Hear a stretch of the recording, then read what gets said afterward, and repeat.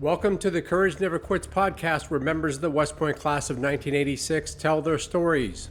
I'm your host, Paul LaFontaine. As always, the views expressed in this podcast are those of the participants and not of West Point, the Army, or any organization. Let's go to the podcast. Mick Haydak, welcome to the program. Great to be here, Paul. Thanks for having me. It's a delight. A4, you were a plebe in A4, so we were in the same, a similar beast company. Which beast company were you in? Do you remember? Eighth company. Eighth company. Yeah, eighth company. Right. So I know I don't know you because we didn't hang out because I was in C4, but I know your name and I know who you are based on the fact that we were all kind of plebes lumped together in the Wild West Battalion. That's right. That's right. A4 as a plebe. Yeah. And then I moved on to H2. So last 3 years there in H2. Yeah. And then, we have so much to talk about because I took a little, it's just been a little time. We got the 150s, we got, or I guess the light football. What do they call it even? Yeah, I think it's sprint football now. Sprint football. Yeah. Like, that's an upgrade in terminology. That's right. But you're in Florida now. You're in Tampa. I am. And you're from Florida originally. No, from Southern New Jersey. So New Jersey. Okay, great. From New Jersey originally, and Florida the first time in 2004, and been here ever since. Retired. Got it. And what caught your eye about West Point from high school in New Jersey back in? Actually, I went to an Army-Navy game. Did you really? I think it was 1979 at the old JFK Stadium there in Philly. And I was not too far away from there, about an hour away in Southern New Jersey. Went to that game, and then, coincidentally, I tell people I used to be 6'3", 225 because I was recruited actually to play football. So I got recruited to play, and then I was just all in from that point. You shed the playing weight. Just tell them that. That's right. Just a long life and healthy. That's right. Long life in the Army, but. And what was your position as a football player? Because if you were recruited, you had to. I grew up as a wishbone. I was a quarterback growing up. So really? I played quarterback all through, since I was 8 years old up through high school, and was recruited to play split end, wide receiver there at West Point. That's before they ran the wishbone or the option. So they couldn't find a place for me at quarterback for sure, but I played wide receiver there and ended up playing. Just remember the days when Lehman Hall used to throw the ball down the field, That's right? Actually, I think that he was actually not a grad assistant, but he was assistant coach and would spend his time there. I think he was drafted at the time or was playing in the NFL, would do some time coaching football there while we were there as plebes. So. Oh, no kidding. Yeah. I mean, he was one of the last great throwing quarterbacks. That's right. He sure was. Yeah. So you heard that Lehman Hall, you thought, oh boy, I'm in. I'm in. Like I'll be a 6'3" split in. Not quite. No, I just, I wasn't from a military family. I'm one of 14 kids. My father, he's had 6 brothers and 7 sisters. So 14 children. All the boys served in the military, but just for short time. So I wasn't a military brat. But when I went to that Army-Navy game, I was kind of all in the uniforms, everything, the pageantry, and then that's So 79, you're 9th grade. So that was pretty early. So all through high school, you had your eye on the prize. All through high school, and then started the process there at the kind of the end of my sophomore year. Junior year of high school. And how did you prepare? How did you think about preparing starting in 9th grade? I think, mainly for me, it was on the physical side, but I was in decent shape through high school. I, played, the sports like most of, the West Point cadets played, sports all through. So I was a football, baseball, basketball guy. So on the physical conditioning side, I felt pretty comfortable. I was a little intimidated on the academics. I was from a public school in Southern New Jersey, so I don't know if I was totally prepared on the academic side. But I think it was just really about focus through high school, especially those last 2 years, knowing this is what I wanted to do. Yeah. And and there weren't very many West Pointers from my area too. Right. So kind of Yeah. that drove me a little bit as well to be the, someone from that area that was going to the academy. So it's pretty Because proud the of that. density of population matters. So northern New Jersey, much higher density than some places. And okay. Yeah. So on our day, you go in, you hit it cold. How did it hit you? It hit me pretty hard. It's Eighth I like Company. I like listening to some of these previous podcasts that you've done, and it hit me probably harder than anybody that you've interviewed thus far. So In I didn't what know the way? difference between sergeant, officer. It was all new to me, and so I was Right. saluting about everything I was walking across. Right. There as a new cadet, but also at the same time, I think it kind of helped me. I didn't know any better, and didn't know what I didn't know. So everything was new to me, Yeah. and took it 100%, and everything turned out pretty well. So Yeah. Yeah. Yeah. I think But the you were other in. the Like once you got there, you were all in. I mean, no wobbling once you got there. I know some yeah people. I think the only thing academically, plebe year Yeah. academically, I struggled a little bit, and I joke I had one of my, I'm not sure if you know Rob Rogaman, but Yeah. Rogie he was the one guy. We were roommates all through West Point. So we Oh, really? managed at that point, when you were a football player, you were able to choose a fellow football player from your company that you wanted to move with Is that for right? the I remaining didn't 3 years. know I don't know if that still exists, but that. Rogie and I were in A4 together, and we were Yeah. roommates together that one semester, the plebe year, and then we were able to go to H2 together. But as I remember, there were 3 of us, rooming there, second semester of plebe year, and I think we set a record for all time low of GPA. I think it was a combined maybe 6 point something there at the Right. low end, and I was one of the lower ones. So that second semester plebe year did not go very well, but we evened out after that. And Well, you look on the bright side. You were the best, worst, grade point average in the Corps. that's right. That's Yeah, good. that's right. Yeah. So, how was it moving to H2 then? So, when did you switch to sprint football? Actually, let me ask So that. yeah, that's a great question. So I went through probably into I realized after the fall that varsity football wasn't probably going to be for me. Right. I was just not there. So I actually played baseball in high school and decided, hey, I'm gonna go try out for the baseball team here. I'm gonna go Really? walk on in the spring. So talked to the football coach, went over to try out for baseball, and they said, yeah, come on, come all. And I think I might have gotten 5 swings, and then my name wasn't up on the list after that night. So No, it was a no second quick swing for you. pretty quick tryout. I was pretty confident going in, but it didn't work out. So Well, then I said, well, you know what? They got 150s, and had some friends that were in it and were playing, and went down and did the tryout there. I guess it would have been I think at the end of spring of plebe year, they had a tryout, okay. and then tried out and was with them ever since. And actually was trained. I played middle linebacker on 150s, yet was a wide receiver, a split end there They went down. You were a middle linebacker. middle linebacker. I'm fascinated how that sprint team had so many different characters over the years. So Yeah. you all didn't have the same group that kind of went through. There was people that tried out, cow year, Yeah. first year, et cetera, right? Yeah. There were some that were all 4 years, Chris Townley, I can think of, all 4 years on the Yeah. others that, went down probably like me in yearling year. I think myself, Rock Marcone was in my class, came down yearling year, Yeah. had played a little bit with the big guys. I'm trying to think of others.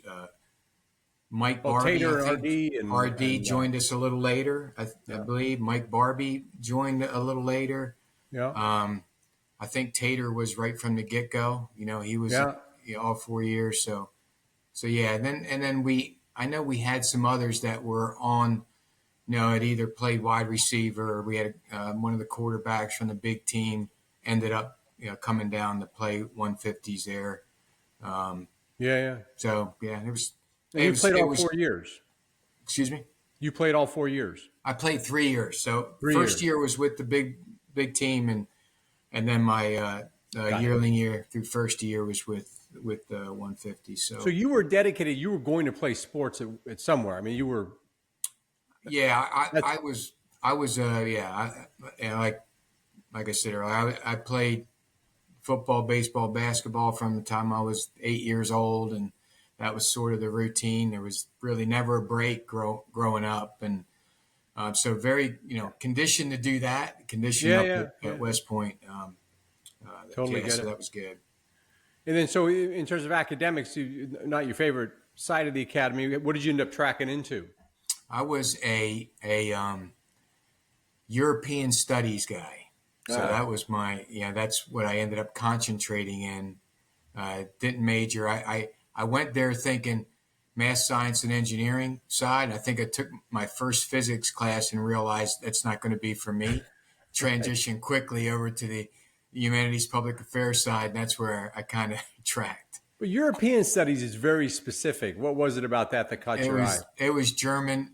Sure. I took German there. And just was interested in European studies, and that's kind of what I We decided probably to do. sat in one of the classes. I took German as well. Oh, is that right? So We we probably probably did. were sitting in one of those classes trying to Yeah, decipher what the heck was going on. yeah, Herr Major Nienhagen was one of my instructors I'll never forget. yeah. I don't And there was remember. another captain who was a very nice. He was actually a nice guy. As much as he was a professional in good. Mr. Herr Major Nienhagen was a blunt instrument of German instruction. Yeah, me and Rob Rogeman were pretty proud. Rogie and I both were, we were on that German track, so we were pretty proud of ourselves on that. And how was H2 as a company?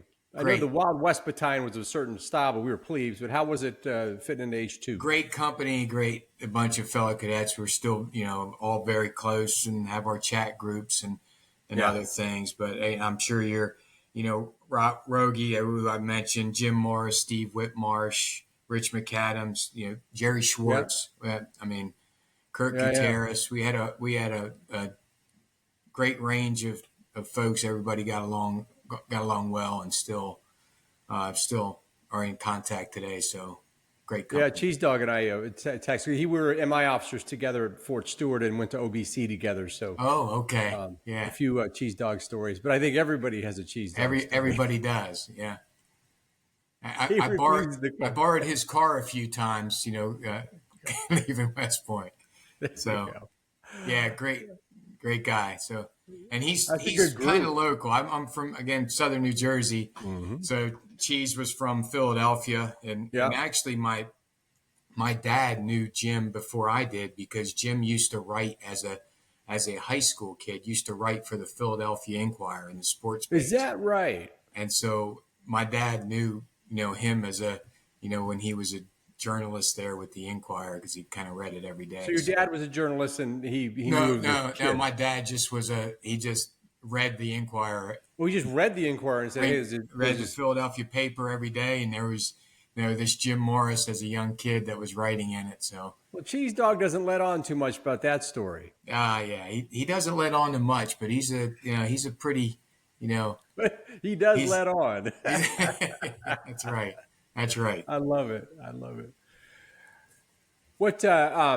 So you see, I see a wall full of Ranger paraphernalia there and all that. Talk about your decision on branch, how that transpired. Kind of, Yeah. what was you thinking back then? I think I was always thinking on the combat arms side when I Yep. was there, and so I think that was kind of a given, and then infantry is kind of what I wanted to do, and didn't know where I wanted to go. I was somewhere in the about middle of the class, middle upper Okay. middle is kind of where I ranked, and so I didn't quite know where I wanted to go in terms of when I branched. So I had actually done CTLT Okay. to Berlin. So I went to the Ah. Berlin Brigade as Oh, a wow. young cadet. Greg Fenton, I'm not sure if you know Greg, but we went together. We were both in separate battalions, but we went to Berlin there, right before yearling year, and decided, man, this is a great place to be. Not only just it's a great city, but it was a Yeah. great mission at the time, and just a well kept secret in terms of the infantry and what they were doing. So it was great being there as a cadet. So I realized when we were doing we were doing branching that I had a shot at it, but it would be a little tough to get it. So Right. so I sat near Tater because I guess I sit alphabetical order as we were branching. There you go. And the entire time he was 101st, 101st or Panama, 101st or Panama. Right. And at the time, it's like 101st. And he stood up and said, Cadet Hayslap will choose Panama. So, that's kind of where he went. And I was right next to him. And, there was a Berlin slot. And I decided to choose that. And that's where Grabbed it. Yeah. Good I for went you. back to. I thought I was going to go 101st. Yep. Fort Campbell was kind of, right at that. And then already been to Berlin, kind of knew what I was getting into there. And that's So, where I what was decided. the Berlin Brigade's kind of composition and mission? I mean, we all know the Berlin Brigade, but I'm Yeah, not. we're three infantry battalions and separate armored company there, an artillery battalion. So, and really their mission was defense of the city, which was I don't know how we defend the city, but that was kind of their combat in cities, urban, Yeah. combat and Right. urban environment was So, the. what kind of exercises would you do? Would you do They urban had stuff? they had mock cities, and Mock cities. they had a place called Doughboy City, and that's where most of the exercises when you were in Berlin were done, or a lot of the training. And there were Yeah. different ranges. They had range complexes within the city, but most of the deployments for any type of prolonged training outside of the Doughboy City was done in West Germany. So you would deploy over to Wild Flicken, Hohenfels, and other places in West Germany to do.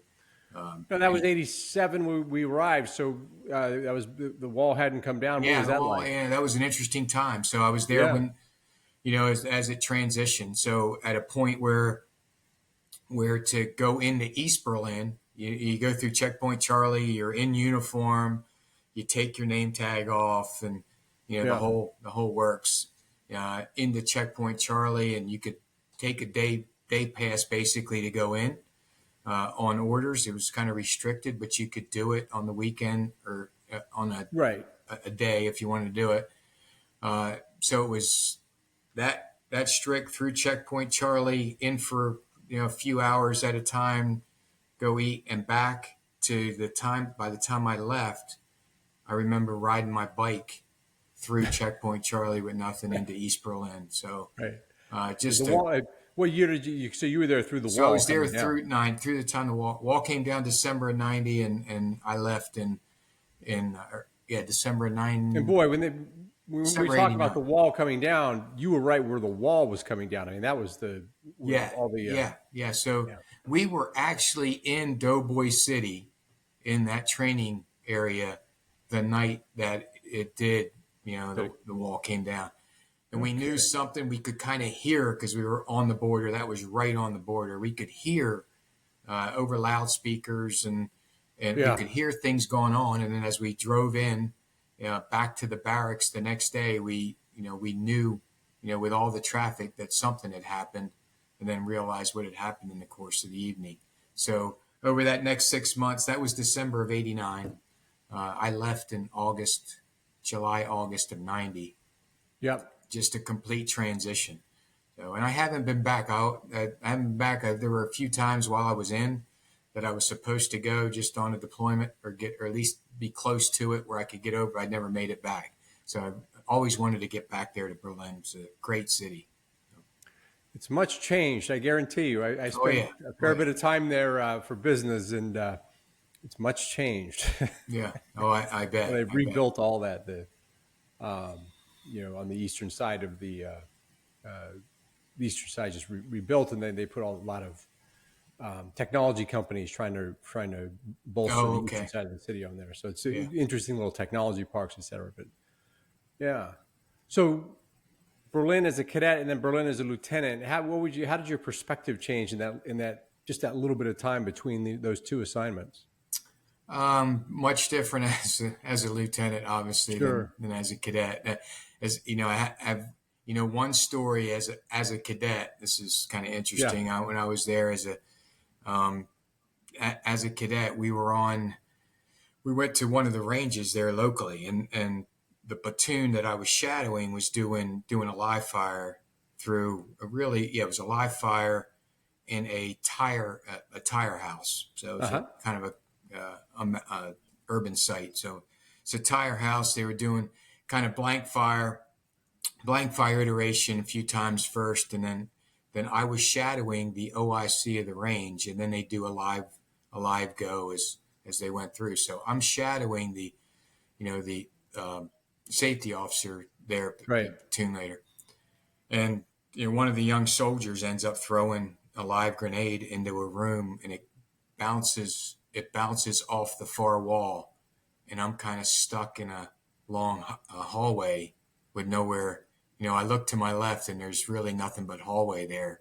Yeah. And the lieutenant who I was with, the OIC, the the young soldier froze in the doorway. He jumped and grabbed him out of the way, and I kind of tucked into the wall, and that grenade that grenade went off, and there I go, about 6 feet in the air. So Really? here I am in the tire house, and I get fragged by a grenade, and I'm a cadet, a West Point cadet there on CTLT, and what a time it was. So ended up, fortunately, they get me to the hospital. They end Yeah. up extracting a piece of shrapnel from my knee, Oh um, boy.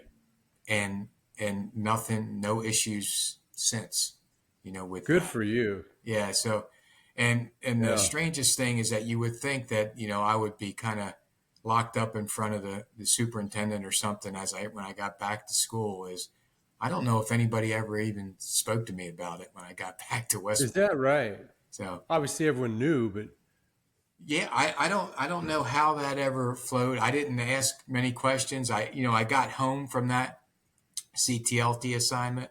I was back for a few weeks at home with my parents on leave there, for finishing up leave for 2, 3 yeah. weeks, and then went back to school and never But that really. grenade went off, blew you back, but you only got one piece of shrapnel in your knee. Yeah, Or one piece of shrapnel, and so some great first aid there. So, yeah, real yeah. world of folks on the range, and Was it took me. considered just an accident? I mean, was it just like Yeah, one of those it, freak things? it I guess there was was nothing to say about it, free right? thing, but unfortunately, a cadet, and a cadet, I'm sure, you know, you say, what do you learn from being a cadet over there on CTLT from being a lieutenant? I realized as a lieutenant, probably the pain and agony that the lieutenant may have been going through when I was a cadet, whoever the OIC was of that range. So, Yeah, um, right. If it there were just probably a couple of conversations about probably a that few conversations. Yeah. So, but an in the fullness of time. interesting time as a cadet for sure. So, In the fullness of time, there was probably a few conversations. But no problem playing football going back. So there was, I no, mean, no issues at boy, you all. really, Not even when I retired, no issues with that knee. fortune Nothing. smiled on you on that one. That's for Yeah, sure. yeah, definitely. When I saw where it was when it happened, and where exactly it was, I could just think the worst. But I was Yeah, probably good for up you. and Okay. running, and a week later, really was Yeah. Okay. Well, no good for issues. you. Good for you. And so you were in Berlin 3 years. You said? Did you say 3 years or? 3 years in Berlin, Okay. then back to the advanced course, Yeah. and from there I went to Korea. That was desert, Desert Shield, Desert Storm Right. era right there during that time period, and advanced course during that time. They were taking a lot of, a lot of the lieutenants, new. I guess we were all lieutenants at the time, Hmm. as replacements over, Yeah. to, for Desert Shield, Desert Storm. I was en route to Korea, so I didn't, that was kind of the assignment where I didn't One of get those that they touched. kept whole, right? Yeah, yeah. Like Hawaii and Korea, they didn't. So, They so didn't I ended mess up with. going Yeah. to Korea and spending a few years in Korea there. That was a time period where I thought maybe I wanted to go to the Ranger Regiment after, and Korea was a good place to go, or at least attempt to go to the Ranger Regiment after. Korea was a good place to go do that because it was it could be a shorter assignment, Right. and so that's why I kind of went in that direction. Plus But the the unit, Ranger Regiment, you were on a different cycle because you'd already done your first assignment, right? So there were lieutenants that went to Korea for the first assignment, then went to the Rangers as a lieutenant. yeah, if you go, it's the Ranger Regiment. If you're a platoon leader, you have to have been a platoon leader somewhere else Right. prior Right. to. If you're going to be a captain or company commander, you have to have commanded a company somewhere else prior to coming. Same with battalion command there. So Is that right? I in the didn't know that. officer Okay. ranks, you kind of have to have done that job somewhere else. It doesn't always line up just based on timing, for some, but if you take an assignment that's either at Fort Lewis, Washington, or Fort Stewart, the old Fort Stewart, or Fort Benning, where the Ranger Regiment is, that's a good way to track in, just because of Yeah. you're there. And Right. Korea as a short assignment's another way to Yeah. do Yeah. it. And so you got your assignment back to the Rangers? I did. I was so I did that night. I was in Korea 91 to 93, and then Yep. tracked back to the Ranger Regiment there in 93. So, and really spent there 93 to 97, 98, and Really? at 5 years. Good for you. Fort Benning. And so, So yeah, what were the jobs you had there? I was in the assistant S3 at the 75th Ranger Regiment there, the headquarters. Okay. And then I went over to 3rd Battalion, who's at Fort Benning as well, for a short time. And then I went up to and commanded the regimental recon there. It's now it's a company, a regimental reconnaissance company. At that time, it was a detachment. Yeah, right. So, great assignment. And so, A lot of jumping out of planes if you were on the yeah, a lot recon of jumping out of detachment. planes. That's right. Yeah, but And that knee held up. I didn't Look at really that. like it then. I didn't like it. Didn't like it later, but we did it. So. Yeah, you were in it for the jump pay, right? There was the old World War II paratroopers, and Yeah, they that's interviewed right. all of them. They were in it for the jump pay. What amazing! So 5 years of the Ranger. I mean, we all know, having been officers and had friends, that like it's very easy to not serve 5 years in the Rangers. So you had a good run there. Yeah, good run. Enjoyed it, and with some great great guys that were in the regiment there at the time, and some of them are still leading the way in the Army now. Yeah, So at that time, most were captains or young captains at the time, and there are a few of them still in now at the 3-4 star yeah. level. 'Cause I was at Fort Stewart, and so we saw quite a few officers who had a short stint in the Rangers and had a chance to come join us in the mechanized flight, in the Oh, there you mechanized go. side of it, not by their choice, right? So you're at that point you're 3 plus advanced course and then 5, so you're kind of coming up on your 10th year ish. What after the Rangers? There I went up to where did I go from? I went to Fort Bragg. So Okay. I was up at the USASOC, the U.S. Army Special Operations Command headquarters Yep. there, Fort Bragg, for a short stint, I guess a year and a half, 2 years there in the headquarters as kind of the Ranger Regiment's liaison officer there, and trying to really, at the time, what I was trying to do is work my way down to the 82nd and get that branch qualifying job, Right. as an infantry new major at the time. And that's where I ended up going. So I ended up in Okay. 3rd of 325 down at the Ranger at the 82nd Airborne, Mm-hmm. down the street, and that's where I did my S3 XO time there Okay. in the 82nd. So, and at the time I was a little bit late on the CGSC side at the time, so I went later. So I ended up going, right after that, spent some time in the 82nd there, and then I ended up going up to Newport, Rhode Island, and did the Naval CGSC Command General Staff Yeah, I College. saw that on your LinkedIn. All right, Yeah. cool. Now you commanded a company in the Rangers then, if I'm It's a detachment, really. detachment. It's You said yeah, that. Okay, got it. All right, it's a that was company but that was now, but considered your command, it's and a then the XO and the S3 time was the branch qualifying bit. Okay, correct. cool. Yeah. Got it.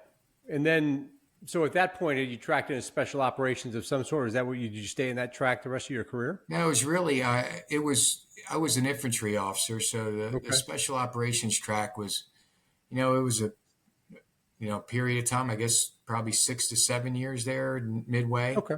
and then I was back in Back 82nd, in the 82nd 10th and Mountain Division, okay.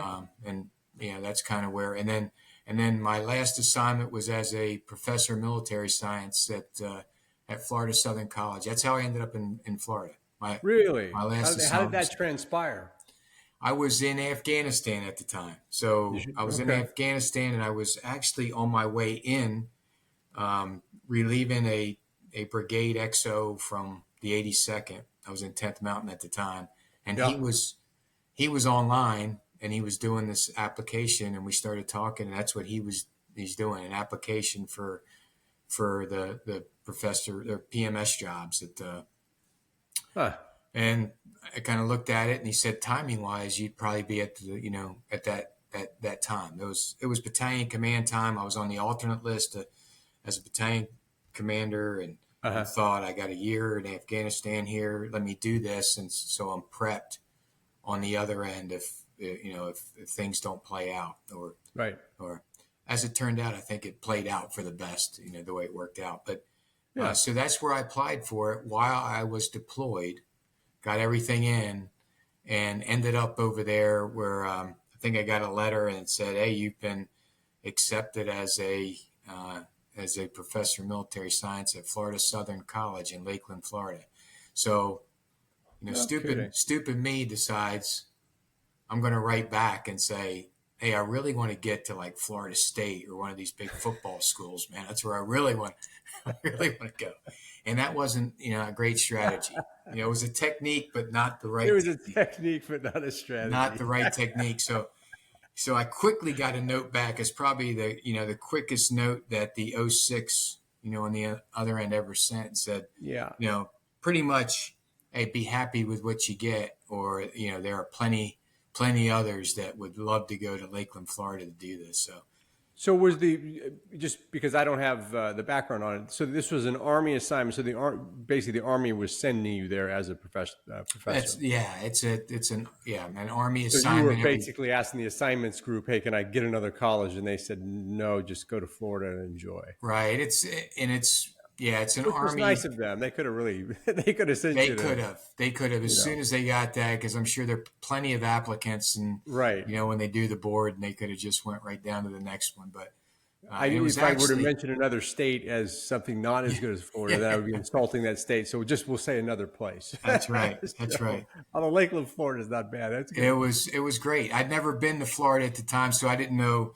I really didn't know what I was getting into, and as I was intimidated a little because I hadn't gone the ROTC route, obviously. So this was Yeah, yeah, a first yeah, time for me. So it really allowed me to gain a great appreciation for ROTC cadets, that different track of the yeah. ROTC route. So So um, you're, let's talk family a little bit. So infantry officer, a lot of overseas time.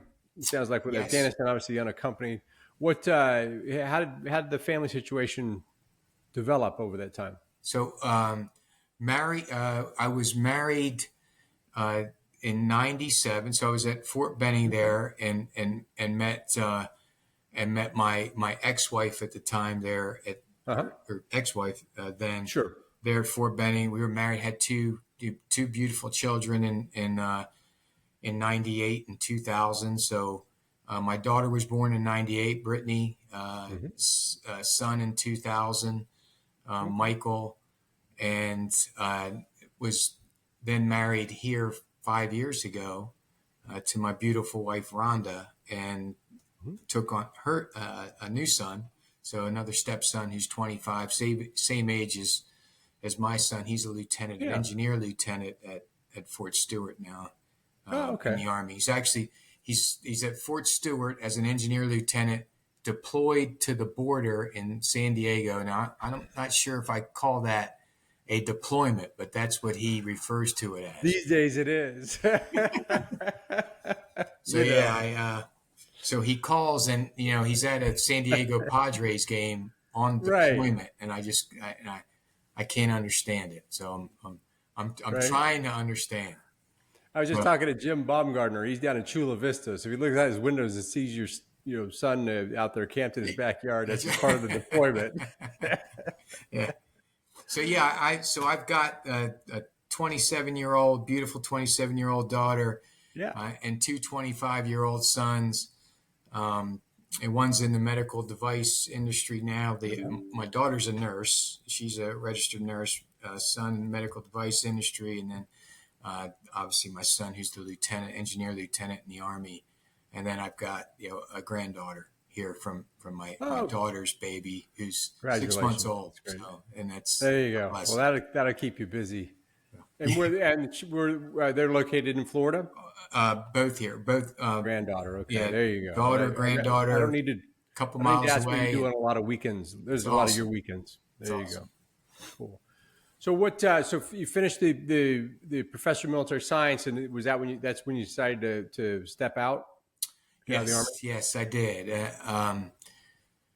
So that would have been now it's 2008 or so. So I finished up. I did 4 years in that assignment, and decided to step away, and ended up thinking I'm going to do something different and different than the military, and we're going to put that to the side, and we're going to do great things other places, and tried that. I'm going to get to that poetry, tried that career as many that others do, and then floated back to the comfort zone. So ended up. I looked at your LinkedIn. I saw where this is going. Yeah, you could see it. It's not hard to figure out what happened. Now, there's a theme in the roles you've had. A lot of policy analysts or defense analysts, those types of things. What was it about that type of role that seemed to fit? Because it seems like there's a lot of consulting and analysis in there. Talk about that. Yeah, I think in that role, it's mainly on the strategy and plans and kind of the operational planning side. I'd been as an infantry officer, in most cases, you're on a staff and you're an OPSO, and it really doesn't matter the rank, especially from 04 on up. If you're on a staff as an infantry officer, you're going to be a planner. So that was kind of a given that would be the route that I took. And it just so happened that I'm close to MacDill Air Force Base here. I wasn't too far away, and either the Central Command Headquarters or the Special Operations Command Headquarters would be the places to go. And at the time, I think it was some timing involved where the deputy commander of SOCOM and the vice commander at the times I'd had a history with and had known. And so that's why I wanted to float in this direction. So I've been there really ever since, and in the J3, the operations area directorate of US SOCOM since I've been there. And it's now been, I guess, going on 14 years or so that I've been at SOCOM. It looks like you had 3 or 4 roles. 3 or 4 different roles, all within the J3 directorate, all in some type of planning or strategy role or consulting role, and enjoyed it all. People ask when going to retire. I was talking to somebody the other day, and I'm still fulfilled every time I go in. I mean, guys are a lot younger, a lot more fit in the at SOCOM than me, but it still makes me feel young. I feel like I'm really contributing at times, so I feel fulfilled, and I don't know if I want to retire quite yet, honestly. Yeah, well, if you're enjoying it, I am. Keep doing it, right? It's like anything else. There are some days where I don't really enjoy it, but for the most part, I sure. And there are some days after you retire, because I'm retired, you wish you were contributing. So it's That's Yeah, it right. goes Yeah. back and forth. So there's yeah, as long as you're enjoying it, that's great. And then the family is so you got one at Fort Stewart, that's in Georgia. But you got enough proximity there that the family kind of is close enough, right? You don't have That's correct. I'm from Southern New Jersey. yeah. My father just recently passed away about a month ago. Oh, So, sorry to hear that. uh, Yeah. thank you. My mother's still there. My sister, brother-in-law, families. But I've got quite a bit of family still in that area of New Jersey, Maryland area, Baltimore area. That's where my Okay. sister is. So, um, still have that tie or the ties there. But for the most part, the kids are here. Minus my stepson who's deployed right now, but the kids are here. The wife's here. Right. It's great in this area. Actually, my son will move this weekend over to Orlando, but only Okay. hour and a half away, so Yeah, all yeah, yeah. close. So I'm asking out of curiosity, and there's probably a lot you can't say, but what does a civilian on the planning group in J3 do? I mean, do you have a lane of expertise that you have, or are you just a person who structures big plans? I'm asking. I just Yeah, curious. it's it depends on what role specifically you're in there. When Hmm. it for quite a while, I was on the it was when special operations, we were developing and forming a task force to operate in Afghanistan years Hmm. ago, and so I was on that. I was in that role of kind of bringing that task force along and forming it and assisting with the planning of the training and development and on the operational aspect of that task force that deployed to Afghanistan and was there for a number of years. So, that's kind of we fulfill the same role as you would have done, on active duty as a Right, you know right. as that Because role. You really, it's just a lot of detail to get all the machinery going. It's a lot of the logistics. It's all that right stuff. and, There's and at a training plans and all headquarters that stuff. at a headquarters like this that it's almost a 50-50 split between active duty government civilian, active duty government civilian, about 50-60% of the manpower of the workforce, and then the remainder, with contracts, they're either in the So consulting role interesting. or Yeah. just augmenting, that force. So, in many cases, doing something that's a little niche Right. or something that they just don't have the capacity to do, at the headquarters. You also become a bit of the institutional memory because you Yeah, you probably do. out There's, yeah, you that's out your exactly time there is longer continuity. than some of the military folks come in and Yeah, out, right? continuity probably the key. That's correct. Yeah, interesting stuff. And you like it, and you're doing. How about free time? Hobbies? You travel? What are you up to when you're not doing plans for the government? Don't travel a whole lot. I like to golf. Okay. I do golf down here. It's prime golfing country, but don't get out as much as I like to. As a matter of fact, I Yeah. got to get out there more. I'm heading up to West Point to do it. The Army Football Club every year has a. Are you part? You do that? We're Okay. going to Yeah. do that in a couple of weeks here with Dan Sauter. I'm not sure if you know Dan. Yeah, I know Dan. So Yeah, we Dan know him. Sauter and I, and we're hoping. I think Tony Guzzi's playing. I'm not sure if Tony's on our team, but One thing about Tony is that guy has legs. That guy's everywhere. I Like know he is. He I'll is. show up at a Johnny Mac thing, and there's Tony, and then like 2 days later, he's like, I see him on Facebook. He's over in Seattle doing it. Like Tony, that's great. So so Dan and I were in I Buckner together. Dan Sauter. That's how I know Dan. I'm looking Really good forward to guy. that. We haven't. I played in that years ago, and he and I were talking about going up this year, and so I'm glad he wanted to do it. So that's kind of the second week of July. So I got to get out and practice a little bit more. But Yeah, golf right. is what I do enjoy. I'm a sports fan, so I'm down here and I've taken up the local teams. So I'm a big Tampa Bay Rays. I'm a season ticket holder for the Tampa Bay Uh, Bucks, and oh, there you so go. Oh, and okay. Well, that's a hobby in and of itself. yeah, it is. It is. the wife's Good not for a you. full supporter all the time of that, but Well, you know, no, she likes it. good for you. What a great run. And so if you were to look back at your run and you were to give yourself any advice at any period of time, um, to a young Mick, what would you say, and what would the circumstances of the advice be? I think it would probably the advice I would give would be never sell yourself short. I think Hmm. it's always just keep your head down and keep moving forward one step at a time, and it's really the one step at a time mentality, and you'll get to where you want to be. So um, and I mean, I think we've talked about it a little bit, and just the trek through West Point. I mean, that's Hmm. for everyone, whether you're extremely talented, gifted academically.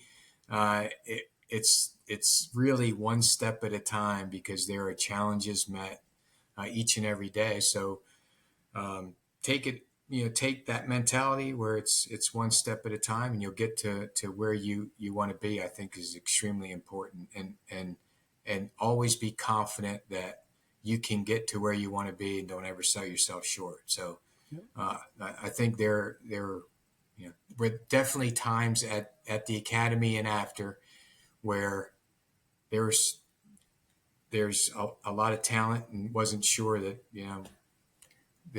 whether you could live up to a certain standard. But Yeah. I think if so, I think that would be what I would what I would think I Yeah. would go back to one step at a time. What in your journey, which kind of grit, head down portion do you really look back on and say, "Man, I powered through that"? Other than West Point, because we all did that. So, Oh yeah, where did that serve you the best? probably I guess it would be I guess that would be the most challenging time in the army for me. Probably would be at the deployment state, Afghanistan Yeah. deployment to Afghanistan, and those types of employments. And I was um, I was kind of in the 2IC or Brigade XO role on a deployment to Afghanistan a little bit later on in my career, which was a Hmm. lengthy deployment and uh, challenging. Uh, some losses at that time. You weren't really, that was relatively early on, and after 9/11 and during that Yeah. time period. So I think that hit everyone hard and hit everybody in a different way. So that was definitely a time where it was one step at a time, one day at a time, and kind of leaning on each other, leaning on friends, fellow soldiers, fellow officers, to kind of get through each day. So Yeah. How much time did you spend overseas over in really, that area? I had to, you know, uh, Afghanistan was really that one deployment for 10 months. So 10 months. I was in Okay. Afghanistan for a year, and that was it. And I didn't, in the Ranger Regiment we had that was during the Haiti time period, and that was before 9/11. Yeah. Um, there were a couple of close ones, but the 10-month deployment to Afghanistan as a while I was in 10th Mountain Division was Yeah. As a Brigade XO, right? as Brigade XO. Right. Yeah. That's a lot of responsibility. When you look at the cohort of our class, um, that area of the world has put a big stamp on a lot of folks in our class. That's And true. because it was later in careers, we don't talk about it as much as we all talk about when we were lieutenants and rucking around together and things like that. But many of these conversations is an amazing amount of time downrange doing that. So 10 months is enough, right? Yeah. Yeah. Yeah. Do you guys keep in touch? The 10th Mountain, that group. Are there Yeah, reunions and we all that? do, and it's something I think you've brought it out, Paul, which is and I appreciate it. I think I may have sent you something on it, just thanking you for.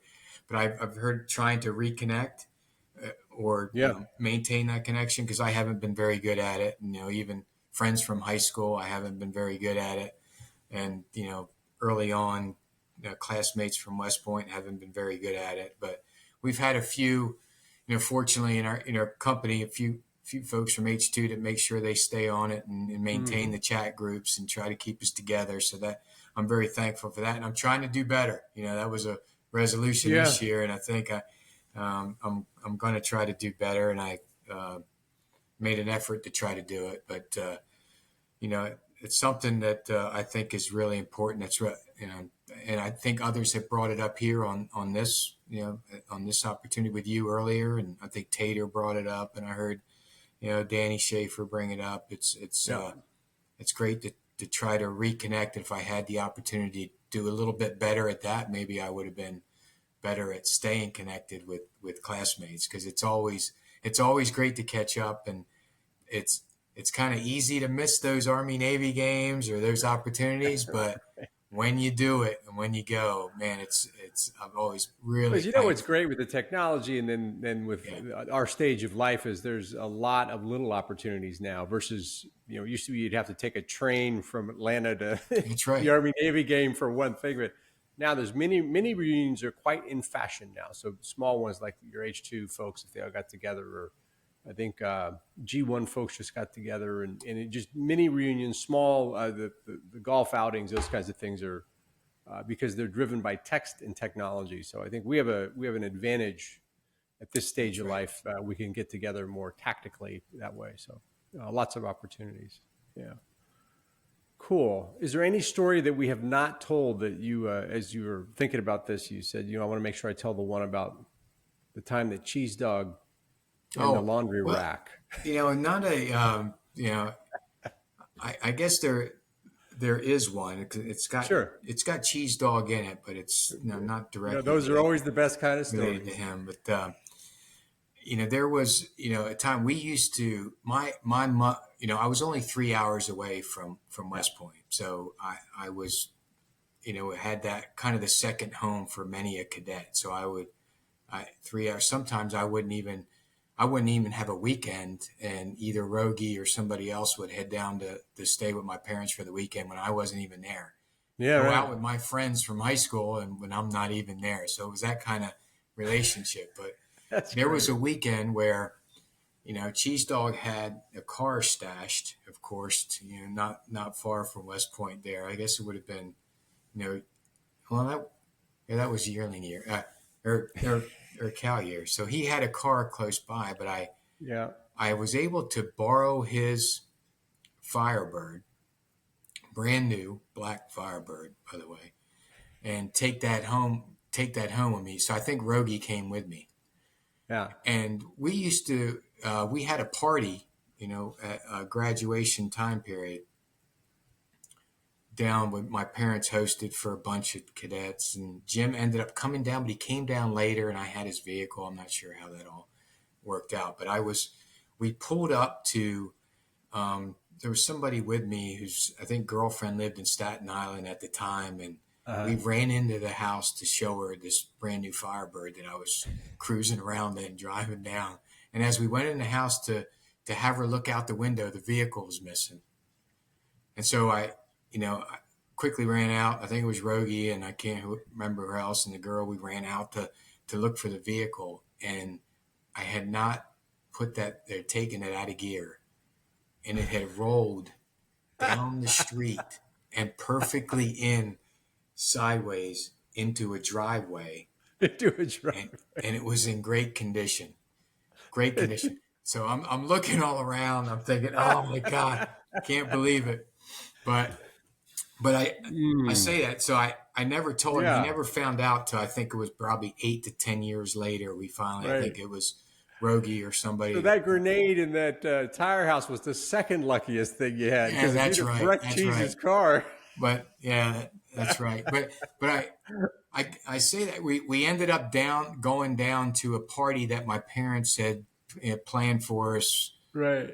For graduation time period, and there were probably 15 to 20 cadets that ended up going to this. Really? Thing. And we used the opportunity. We had started up this thing where we'd gotten my dad, who was just a big supporter of West Point and all the Right. cadets, and he loved every time we'd come home. It was a celebration for him. But he used that. We got him a robe, so we had a West Point robe, and we'd promote him each time. So we have a ceremony, flagpole in the front, and That's we'd read the great. orders and promote him. And so we took this opportunity. During this graduation was going to be the big one. That was going to be the Right. 1-star. So we were Right. pinning the star on. And Jim was actually, I think, either read the orders or, so Cheese Dog read the orders during the celebration. And That's he so sent a great. photo recently of that with the robe and the 1-star. And I think it was Rogie and Steve Whitmarsh and Cheese Yeah. Dog and That's Tater. fantastic. Tater was there. Tater, So yeah. Tater He's was has cruising. he has a terrific photo collection. So he sends me photos from MIOBC, and he says he's got some great photos. He was always very He diligent does. about And taking photos back in the day. So that's great. So your dad there getting his star pinned on. it was awesome. The time was his life, proud as a peacock. And I think Yeah. even the next day, we saw Tater driving through my neighborhood with his 19. I think he had a 76 Chevy Caprice Classic, if I'm Right. not mistaken, convertible. Yeah. And he was driving through my neighborhood, and never be forgotten there in Bridgeton, New Jersey. So, That's fantastic. but I great texted times. Tater this morning. That's great. Exchanged a text with Tater this morning. Fantastic. Mick, thanks so much for coming on and taking the time. It was really great catching up and hearing the stories, and what a terrific tale you've woven today. So thanks so much for coming on. So, thank you very much, Paul. Appreciate it. Thanks for what you're doing. Appreciate it. My pleasure. Thank you for listening to this episode of the Courage Never Quits podcast, where any member of the class of 1986 who is willing to tell their story will be a guest. To get the word out and stay up to date on the latest episodes, hit the like and subscribe button. With over 900 living graduates, we have a lot of stories to tell, and you don't want to miss any of them. We'll see you in the next episode.